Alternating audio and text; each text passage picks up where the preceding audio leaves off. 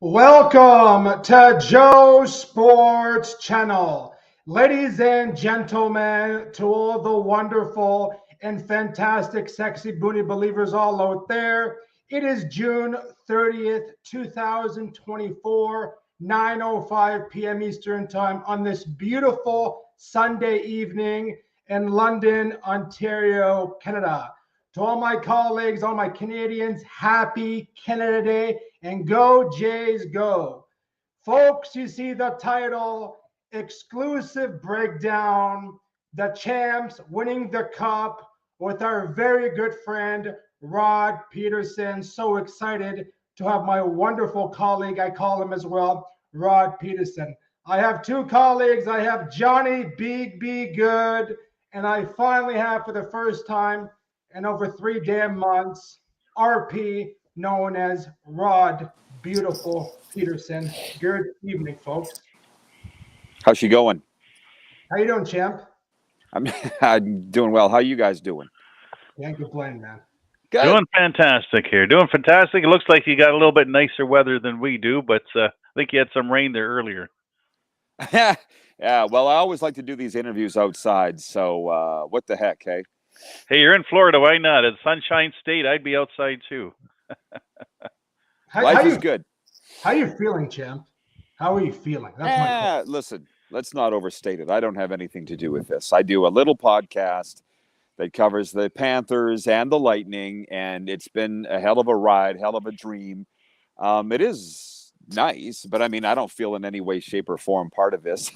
I don't. I mean, I was with the Saskatchewan Roughriders when we won 2 Grey Cups.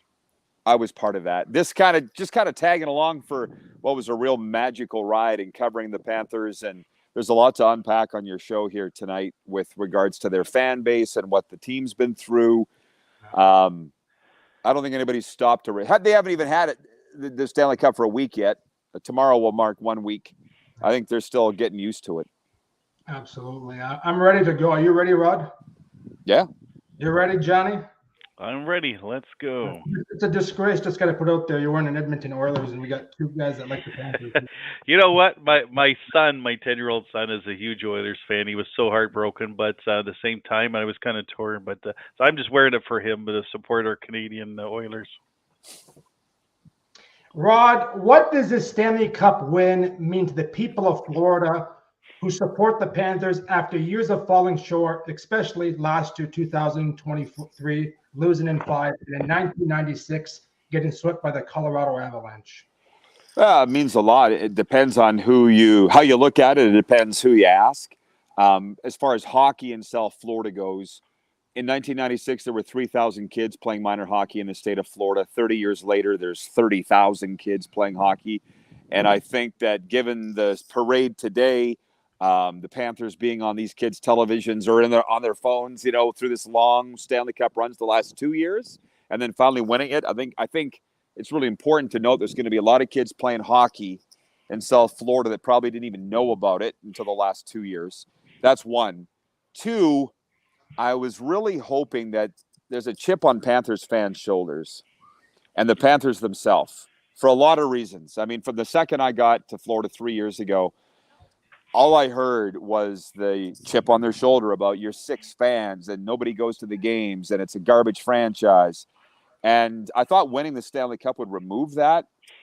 It's only just moved it. It hasn't removed it. They still feel slighted. And I'll give you an example. With the draft on Friday night, I think there was only 1 or 2 teams of the 32 or 31 besides the Panthers that got up on stage at the draft that congratulated the Panthers on winning the Stanley Cup. If you guys are NHL fans, that usually is the first thing out of the mouths of the teams before they draft, and they didn't say it. And to be honest, I didn't even think about it, but I was seeing it on social media where the fans were, put some respect on our name. And I'm like, oh, guys, you finally won. Who cares? It doesn't matter. Your name is on the cup. That's all that matters. So they still feel slighted, like they're not a legitimate hockey market. And I hope that goes away soon. I love the fan base in Florida, especially in Tampa Bay. You look at the Lightning, great fan base. And I've noticed you can correct me if I'm wrong on this, the last 6 years, Panther fans have been going to games a lot more often because the politics a lot more and the seats have been really hot. And they've been doing better the last 6 seasons. I know last year, losing in 5, but they've kind of built themselves up to contenders last 5 years. And that's what you want from a franchise. Like you look at the Leafs. The Leafs are a joke, I'm sorry to say. We have everything in the world. We have Austin Matthews. We have Mitch Marner. We have everything. We have the organization should be on top. We're good on paper, but when it comes to the ice and it comes down to playoffs, we don't do nothing. Panthers on paper, they're nothing. But when it comes down to playoffs, they're the champs. They deliver. Well, it's apples and oranges. I mean, the Leafs are like the Dolphins. The Dolphins sell out every game, and they have forever, ever since the inception of the team. But they don't win. Like I'm a Cowboys fan, so Dolphins fans have been trying to woo me over to be. They're like, you might as well be a Dolphins fan. We have, just as bad a history, but we don't have the pressure that the Cowboys have. Good thing I didn't wear my 49ers hat. Yeah. No, well, I'm used to it. But what I'm saying, the Leafs are like the Dolphins. They sell out every game, but they never win. Whereas the Panthers, they have. So you talk about the last 6 years. They've been in the playoffs, I think, 5 straight now, and they sold out almost every game all year. So to me they are legitimate, but for whatever reason the fans don't seem to think that they are, and it bothers them. But I mean, they got to get over that.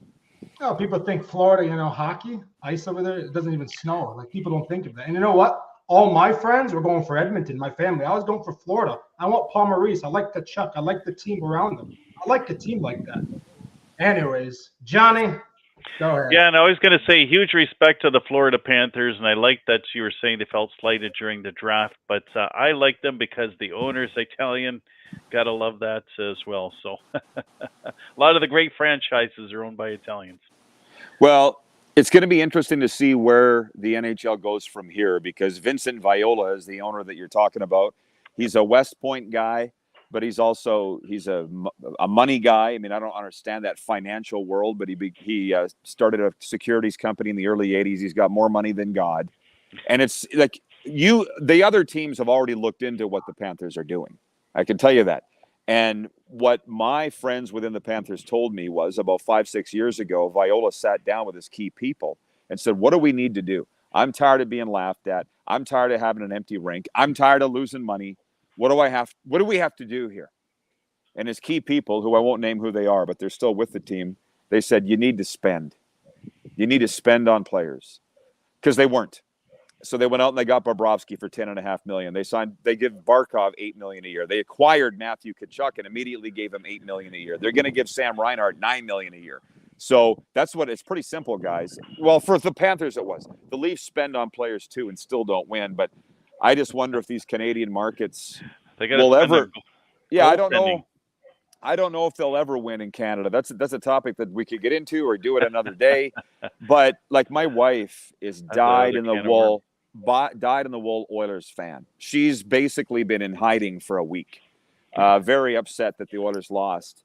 And she always often said it's the Bettman curse. Bettman hates Canada. He's against Canadian teams. So when we were going into Game 7, I said, what are you going to say if the Oilers win about Bettman now?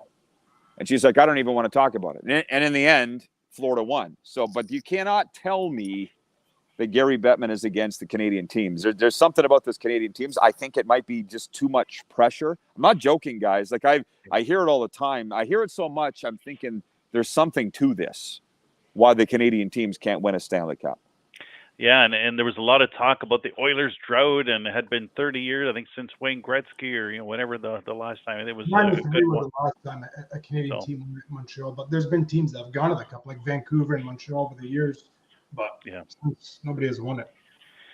All right, let's go. So, how has the city embraced the championship and the parade for the Panthers? Now, I did this without knowing the parade was today. I just saw it on TSN. So, but yeah, because I wasn't sure when the parade was. But obviously, you guys had a great day, and I think 300,000 fans. So is that what they said? Yeah. Well, number one, they'd never done it before, so I got a kind of kick out of this. They were setting up the band shell on the beach at Fort Lauderdale, And some friends of mine said, we don't know what we're going to get. 250 people, 25,000 people, 250,000 people. And if I had never heard a figure till now. So if it was 300,000, that kind of tells you how it was embraced. B, a torrential storm hit just before the parade was about to start, about 15 minutes before. But the thing was, nobody left. And if you saw any of the videos and stuff, people brought their rain ponchos. They're used to it in Florida. That a little rain's not going to scare them. But nobody left the parade. So they wanted to be there when history was made. So listen, guys, it's if you care, because it's a big thing in South Florida, they love sports.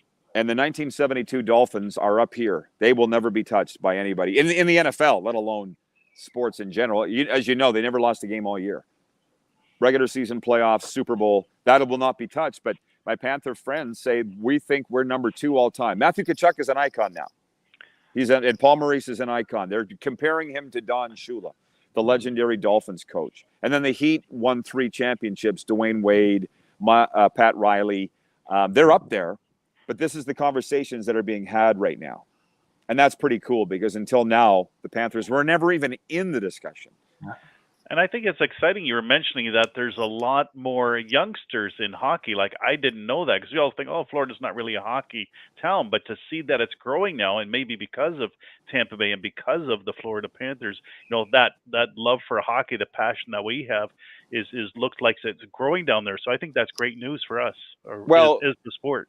Yeah. I mean, Joe's sitting there in London. Where are you at, Johnny? I'm in London as well. Okay, so I noticed this last fall when I went to training camp for the Panthers. Because you look at demographics.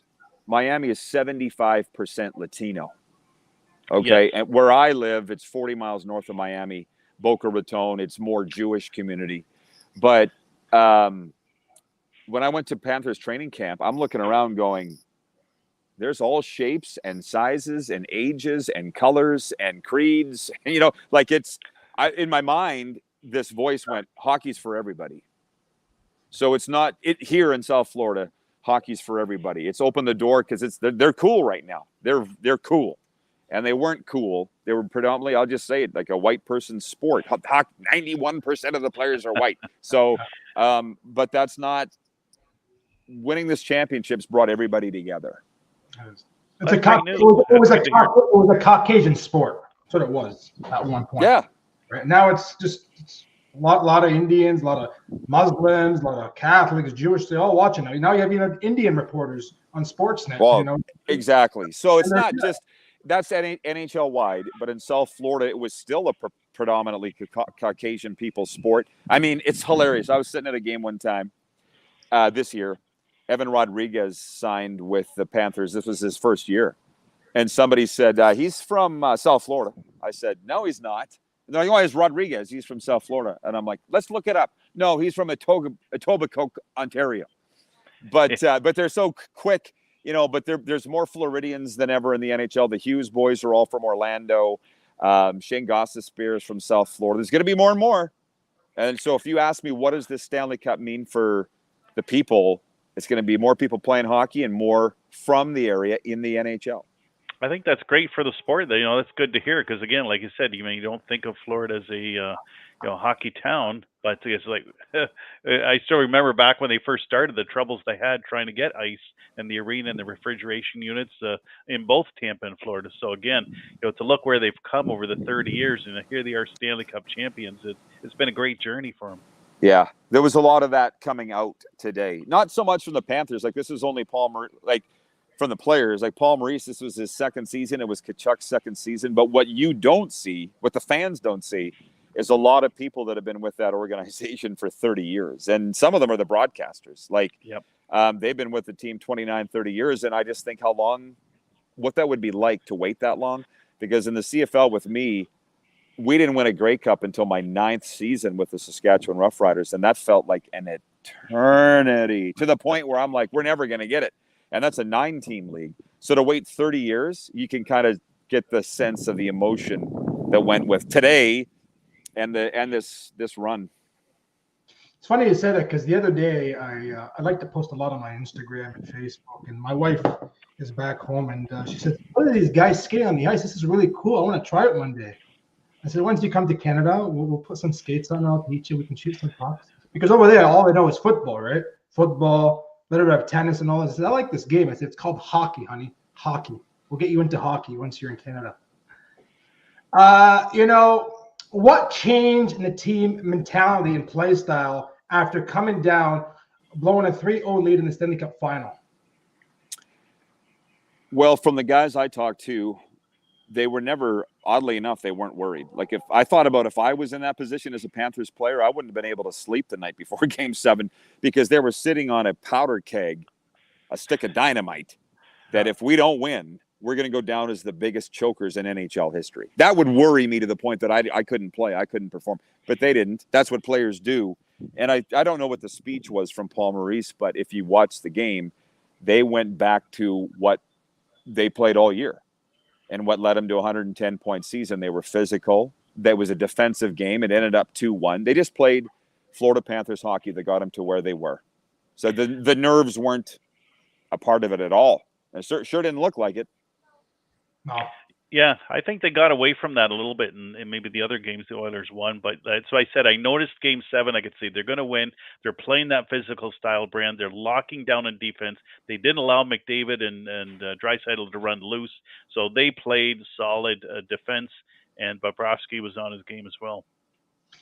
When you're up 3-0 in this series, it's not over until it's over. And when Edmonton won in Florida, and they went back to Edmonton, and they started winning and winning, I got concerned about Game 7. I said, no way. Back-to-back years, you're going to lose the Stanley Cup. You lost 5 against Vegas, and you're going to lose in Florida, and you're up 3-0 in the series, and you could have closed it out in Sunrise, Florida. I said, this can't happen. If it happens, man, it's sad for the NHL. I'm not talking about Florida, but it's sad for the NHL. And I prayed to the Lord. I said, thank God that these Panthers finally won the Cup. They deserve it. Great fan base.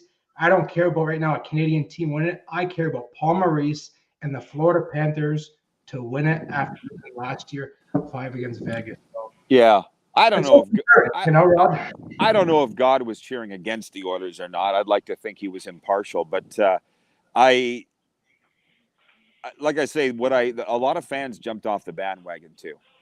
And one comment from a fan that stuck out to me, this is all on social media, what I saw, but they said, if the Panthers blow this, it'll be the most South Florida thing to do because all our teams blow it. I've seen that. Yeah. And I was like, hey guys, hope you're not giving the pregame speech because there was the guys that I talked to with the Panthers, this wasn't players, but it was staff and they said it had a Super Bowl feel, Game 7, in that it came down to one game. Yeah. Because what do we say in hockey or any sport that has a best-of-7 series?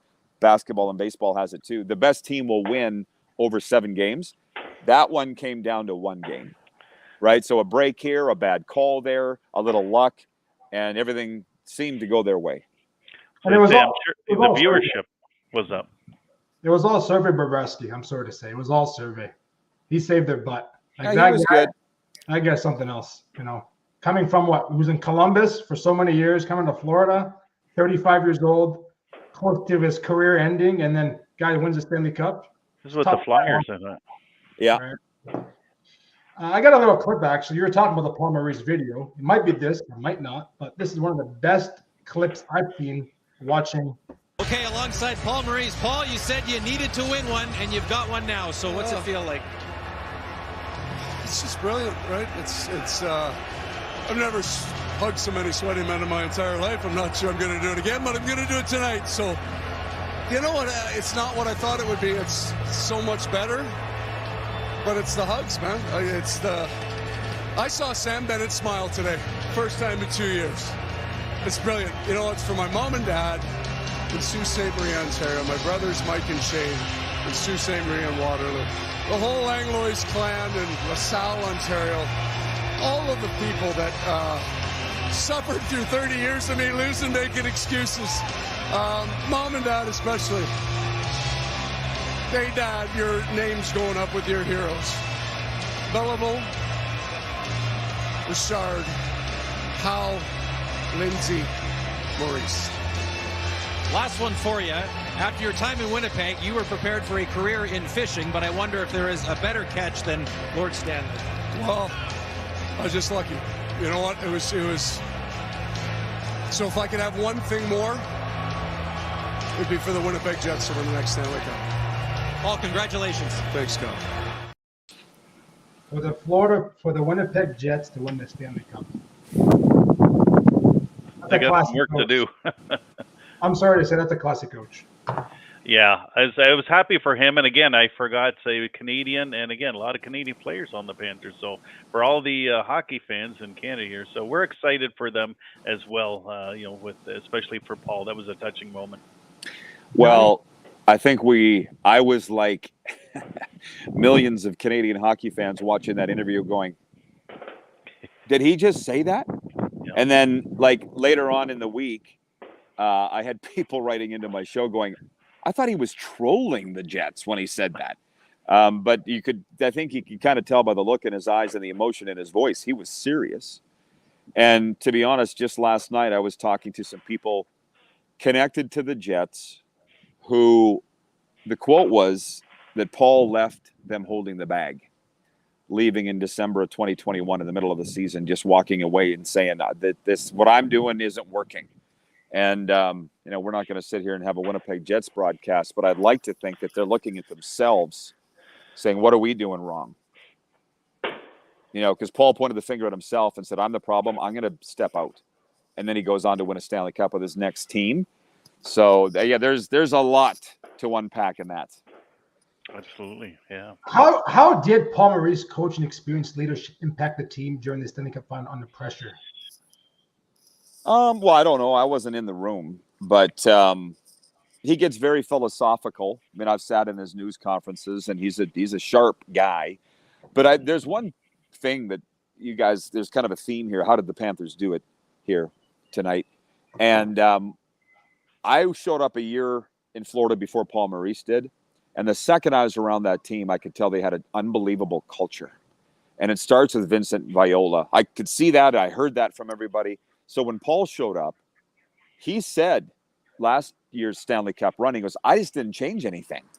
If anything, he added to it because I didn't come into a mess, right? They had come off a President's Trophy season, but they got knocked out in the second round of the playoffs, and Andrew Burnett was the head coach, and he got fired.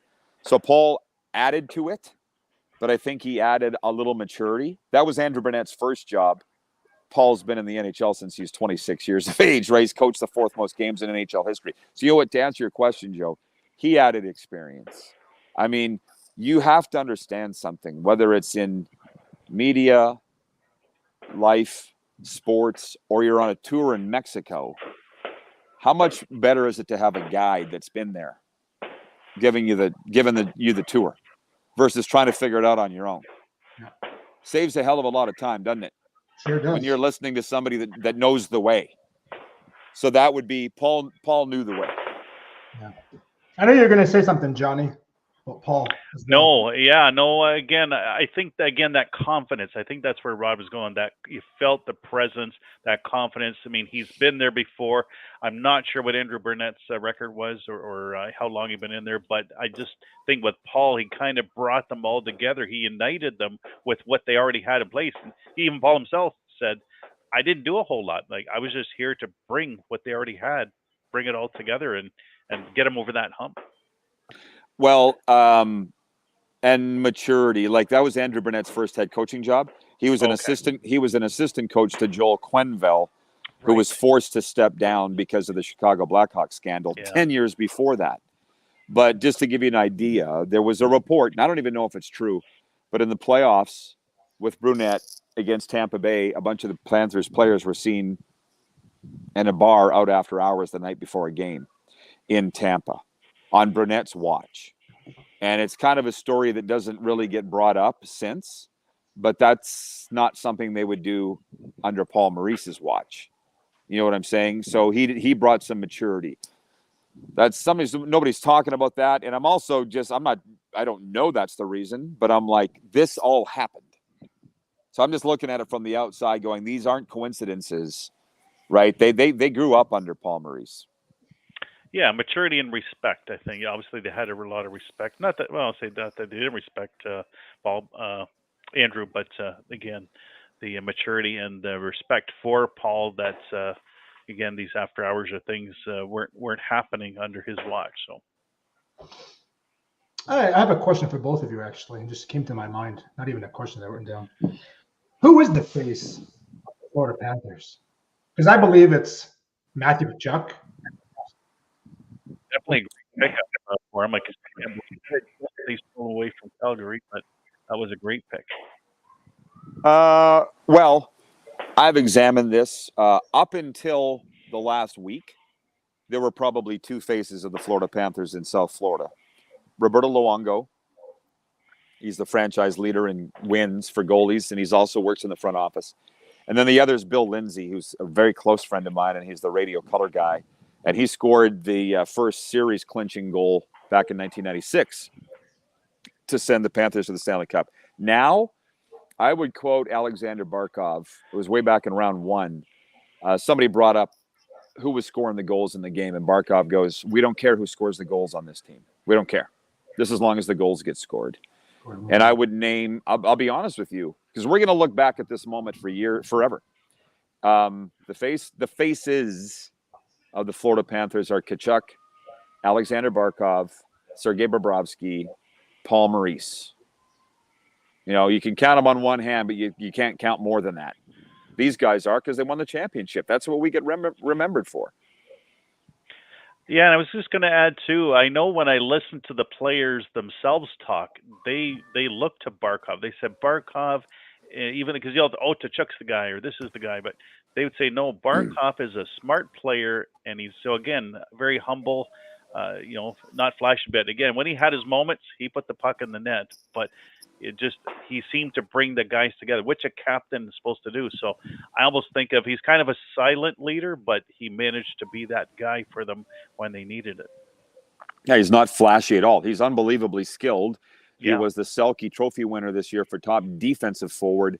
But there's all different kinds of leaders. There's talkers. There's guys that lead on the ice. He's the kind of guy that I could just tell them in the room, everybody's looking at him. What's Barky doing? And he's serious, and he's that kind of leader. I think John Tavares is that kind of leader for the Leafs. He's not flashy. He's not loud. He's pretty good leader. Talking about the Leafs, man. You're breaking his heart every time you say that. I'm trying to. It's not that. It's not that. I'm so disappointed in them. Like, I am ashamed. I really am ashamed. Fix the goaltending and defense, they'll be better. They got the goal scorers. They need the defense and goaltending. Then it'll be something like, they need a forward then. There's always excuses, man. There's always excuses. How can a team 30 years win a Stanley Cup, but a team that has been in the league for over 100 years haven't won a cup since 1967? Does that make sense? That's a whole other episode, Joe. I don't know. I don't want to do that. I can care less right now about them. But anyways, I want to talk about Florida because I like Florida. I'm not a bandwagon, but I like Florida because abroad and because of the nation that has backed them. This is your question, Johnny. I know you were talking about Bobrovsky earlier today. Yeah. How does Bobrovsky's legacy and accomplishment rank among the all-time great goaltenders in NHL history? I don't think he's on the Mount Rushmore, but he's going to the Hall of Fame. And let's remember his career's not over yet. Who's on that Mount Rushmore? I mean, Patrick Waugh, Glenn Hall, probably Terry Sawchuk, and Johnny Bauer would be my guys. Yeah, I was going to say Grant Fuhr too, but oh yeah, I love talking to Grant about this because he's such a great guy, and I'm a goalie guy, and I grew up an Oilers fan. First he's got 5 Stanley Cups, and that's why I thought of him again 4 times to the well. So yeah, I mean, I don't know, how do we decide this? Do we decide it on stats? Because I had the opportunity to do an event with Grant and asked him about his career goals against average. It's around 4. And I said, does that bother you? You got the highest goals against average of any goalie in the Hall of Fame. He's like, no. He's like, I got 5 Stanley Cups. And he broke out laughing. He doesn't care. And it's funny because the one thing about in Florida, I hope this makes people pick up and try to learn a little history. Because you saw in this Stanley Cup final, the stories that the 1942 Leafs were the only team to come back from 3-0 down and win a Stanley Cup, right?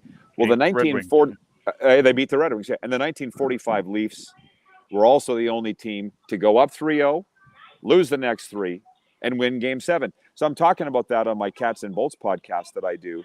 We cover Panthers and Lightning hockey, and people wrote in and said, we don't care about anything that happened before 1970. And I'm like, that's like saying nothing happened on the planet before we were born. That's dumb. But that's like we as Canadians love the history of the game. Yeah. And really Floridians don't think there was an NHL until their team showed up. And I don't know if we're ever going to change that or not. Like you said, and it's just exciting to see that there's a love or a passion for the game. So maybe that will come over time as as that kind of comes along. So maybe they'll want to inquire more about the history of the game. Steven Stamkos, free agent, July 1st. Does he re-sign with the Lightning, or does Florida make a little move? Well, I don't think Florida. That's been brought up by Panthers fans that they'd like to have him. But if the Lightning are offering him $3 million, he's been making 8.5. And Elliot Friedman reported the relationship between the Lightning and Stamkos is fractured now. Frankly, I think it's been fractured all season. Yeah. But I don't think the Panthers would offer him any more than $3 million either. So unless he wanted to give a big FU to Tampa and go across to the Panthers and play for $3 million, which is a possibility. I watched him in the playoffs. He was a goal a game guy. He's still all that. He's got a lot of gas left in the tank. He'll sign somewhere.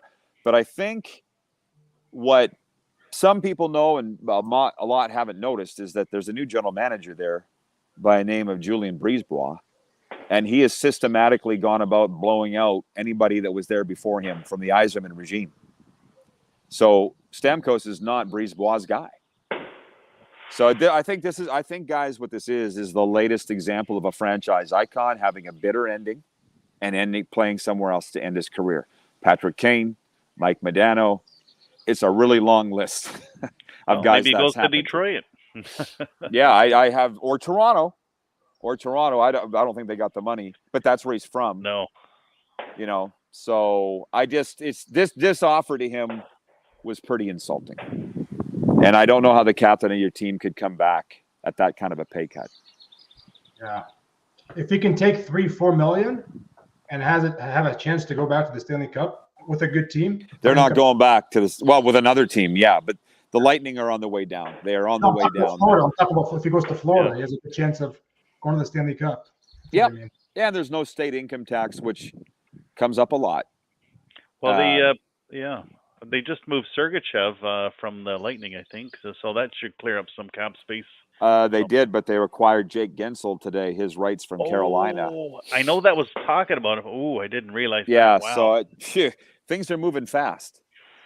And it just kind of looks like they're freeing up some money to sign Jake Gensel. So, I mean, to be honest, it would kind of be nice if the NHL stepped off center stage for a while and took a break, but it doesn't look like that's happening. No, I think even tomorrow with the free agent signings, lots of exciting stuff happening. But it makes sense what you're saying. I didn't think about that before, but we were saying is part of the old regime there in Tampa Bay. So maybe, Stamkos, and they've been slowly one by one clearing out these guys, and maybe Stamkos is the next domino to fall as they rebuild the team. Funny they kept the John Cooper, excellent coach, but interesting to see where they're going to go. I do have one final question that came to my mind, and I want to know 100%. I asked multiple people this, but I'd like to always ask. I haven't asked you this, Rod, yet. But is it 100% guarantee it's all U.S. money market if it's a Canadian or American team? Yeah. It is, so it's American. So every state is different. In Florida is what, 7% tax? 0. 0 in Florida. So how about, let's say, in Texas, Dallas? 0. And then here they take the tax. That's the government. And Nevada, 0. Yeah. And one of these guys love coming to those places to play. I can't believe that this is just being talked about now because this isn't a new thing.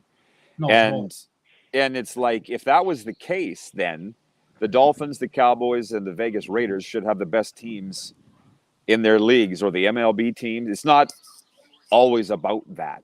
It's a big part of it. Like I talked to the Panthers people, and they said that they're not allowed to factor in tax when signing a contract. Like $8 million a year in Tampa is $8 million a year in Toronto. You're not allowed.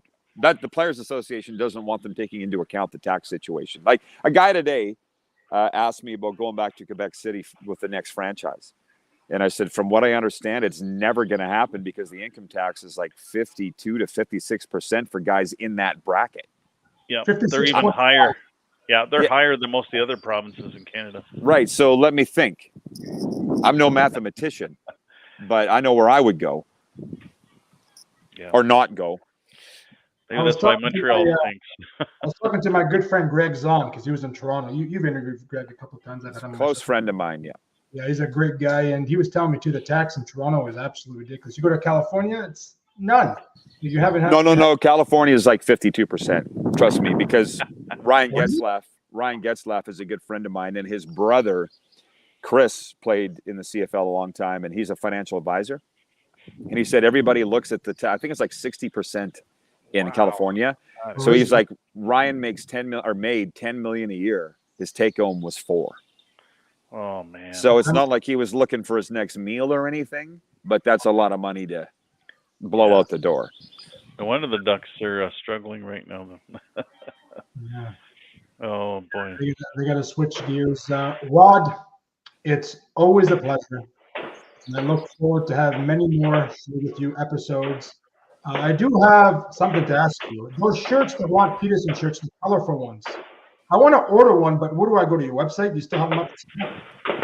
RodPedersenShop.com is the website. RodPedersenShop.com. I don't handle any of that. I should have more info for you, but I don't. Yeah. We got a team that does that, but it's RodPedersenShop.com, Joe. Yeah, okay. And it's credit card, MasterCard, any of that? Oh, yeah. When's the Booney Believer shirts coming out? Got them right here. I'm working on that. Okay, got it. Nice. That's my department. I'm working on that. We can send you one if you want. All right, guys. I'll send you. Are you guys excited? We're 5 weeks away from the NFL preseason. I know I am. Oh yeah, absolutely. Yeah, I'm going to take a little bit of a break and enjoy summer here. But listen, in Florida, ain't just NFL, college too. It is a lot. It's a lot to digest. And you're following the CFL. I was reading your website earlier. You were talking about the low attendance in some of the cities like Saskatchewan, Edmonton, Toronto, and it is tough to see, and especially since Saskatchewan's having a great year so far. Yeah, well, from what I understand today, their quarterback Trevor Harris didn't practice. He's the whole franchise, so it could be a quick like that. But listen, it's a different climate in sports in Canada now. We got the Canadian Elite Basketball League, which I do a lot of work with. It's a more competitive marketplace. WNBA is coming to Toronto, right? That's stuff that the CFL never used to have to contend with. So they're in tough. I love the league. I love watching the games, but the stadiums aren't full. Let's put it that way. Yeah, it's tough to see. Thanks, Rod, and we love you too. Thank you, guys. Take care, my friend. All right. Pleasure. Thank you. I love the guy. I'm sorry to say. I love the guy. I do. I don't say this but to my wife, the word adore, but I adore this guy because this guy has full energy and you can bring up any topic you want and he will lights out it. Seriously. That's the guy that I'll always take for questions, no matter what. Yeah, I like that. We had a great show, lots of different questions, and we talked hockey. And again, I think I learned a little bit. I didn't realize you always think of here in Canada, well, Florida's not a real hockey, town. It's not a real hockey place. And for him to see that the sport is really growing there from where it was when it started 30 years ago, I think as a hockey fan in general, that's exciting news. Good to hear. I mean, we know Canada will always be producing, great. Most of the teams mostly Canadian, but it's just exciting. There's a love for the sport down in Florida area, South Florida. There is, and it's it's something nice to see a nation come together, people come together and unite with one another, and that's what I love to see about a team like the Florida Panthers. They were nothing and nobody 15 years ago. They have Barkov, like Rod said, Barkov, Bobrovsky, Tkachuk, and who was the other one? What's his name? Sam Bennett? Sam Bennett. Yeah, I mean Reinhardt. I mean, I don't think they had those guys 15 years ago, but No. they've acquired those guys over the past few years to build what they have to get to where they are the last 2 years to be that top tier team where the owner went out and spent the money that they needed. So it's nice to see that from a market. You look at a market that is nothing compared to a Leafs market that they can spend anything in the world and spend 30 million, 20 million, 25 million. I'll even just even put it out there. Fact check, $30 million. And we can't even go through past round one. Well, I think the changes that they've made, to me, it's always comes with management, right? So I think the changes they made with the Brad Trelling. So again, I think he's really trying to make the difference to get them the pieces that they need. Let me ask you a question. Let me ask you a serious question. Like we're sitting at a coffee shop. Can the Toronto Maple Leafs play as hard as the Florida Panthers or any team like the Dallas Stars in the playoffs? The answer is no. N-O. All these teams in the playoffs, like Edmonton, Dallas, Vegas, Colorado, they're not as near as good as those teams. They're good enough to win 50 games. And when it comes down to the playoffs, they just care about their paycheck. I'm sorry to say. All they care about is their paycheck. We've had goaltending over the years. You want to bring excuses, management, defense, everything. But we don't show up. I'm sorry to say, but I'm so sick of this organization. This organization needs to do something. People say, oh, it's Mitch Marner's fault. It's Austin Matthews. It's he. But come on, guys. Like, we've been how long in the playoffs? 7 years in a row. Only once we made it past round one. Unacceptable. Yeah. You have a team like the Florida Panthers that are nothing and nobody. They put a team together. For God's sakes, last year, at least they made the playoffs. They were down 3-1 in the series. They came back and beat Boston in 7 at the TD Gardens. They lose 5 in Vegas. Big deal. You come back a year later, you win the Stanley Cup. You're down 3-0 in the series. You come back and win 3 in a row, Edmonton, and then you win the Cup. You prove that we're better than Edmonton. Enough with the shenanigans and BS. I'm sick of this team. I think the only thing that I thought was strange was, these guys played hard all year, but when it came to when it counted, why was Nylander sick and not ready to go? Why was Matthews? If he was injured or had a concussion, then why didn't they prepare him the weeks before? And the same with Nylander. Why didn't they prepare him before so that they were ready to go rather than, oh geez, now they're injured, okay, let's take some time. Like, you don't have any downtime when you're in the playoffs. It's go time. You need to be ready when it's go time. Like, they had already made the playoffs, so I don't know. Again, that's more to do with staffing or leadership. As good as these teams, I'm sorry to say. They're not, like, I'm sorry to say, Edmonton, they have Draisaitl and McDavid, but they can put a team together. Florida, they can put a team together. Dallas, they can put a team together. When it comes down to the Toronto Maple Leafs, we can't put a team together for some reason. And all I hear is excuses after excuses after excuses after excuses after excuses. Come on, guys. We sell tickets, one of the most expensive seats, just an average hockey game to watch. Let's just say the Arizona Coyotes at the time. Cheapest ticket is $275. You want to take a family and you're paycheck to paycheck? Might as well sit on Kipps Lane Avenue and be homeless and beg for people for change. I'm being serious. It's sickening. Yeah. It's disgusting. Well, at least you're making the show. Kind of the same situation. I'm thinking of my Montreal Canadiens. Same show. They're not even getting to the dance week after week. They're rebuilding. This team's been rebuilding for 7 years. At least Montreal is rebuilding. They have Cole Caulfield. They have Martin St. Louis as the head coach. They're rebuilding. Toronto's been rebuilding for 30 goddamn years, I'm sorry to say. Yeah, well, I think, again, a change. So they've made a change. They brought in Craig Berube. Again, he's got leadership. He is a Stanley Cup, as a coach.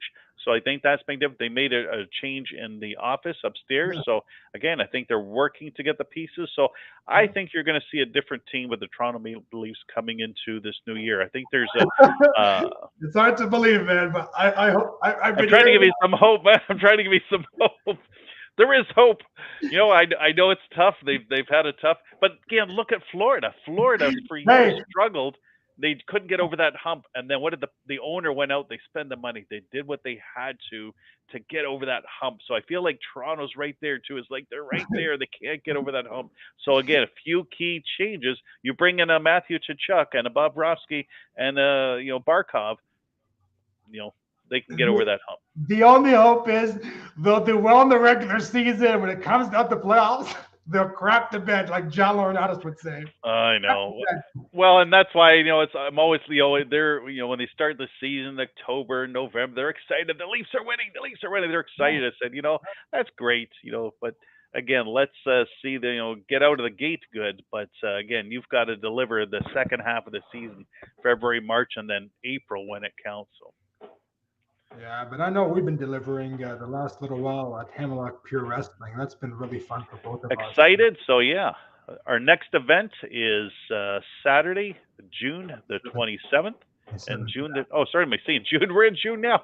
July 27th and July 28th in Tillsonburg, Ontario, Canada. So if you want to come see the Sexy Pinata Joe Booney and you want to see the BB Good, see us live. That's right.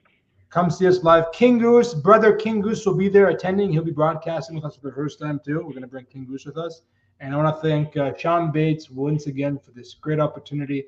It's good to have new Booney believers. It's good to have the publicity out there. And it's fun doing these events, Never dreamed of it. And then once upon a time, reality kicked in the Booney believer boot. Yeah, and who knows? We maybe get invited to do some other play-by-play calling for some hockey games. So. Oh, that would be fun. That would be fun. That would be on. So that's right. We continue to build the legacy here on Joe Sports Channel with the one and only Joe Booney. Thank you, Brian. Brought to you by Lightning in a Bottle Entertainment. Check us out. The website is up and going. www.liabe.ca. Johnny, it's always a pleasure. Take that hat off. Put the Montreal Canadiens hat on. Show yourself, my friend. No, I'm kidding. I'm going to go back to my London Knights hat. That's their hometown team. Again, it's they looked so good. We can go on here longer, but Memorial Cup tough. Knights had such a great season, and tough to lose to the team you've beaten so many times during the regular season on the final game. My friend, take care. And all right. We'll talk soon. All right. Good night, Booney believers. We'll see you again on the next show. Thank you. And yes, to all the beautiful Booney believers, thank you for attending this great show with Rod Pedersen.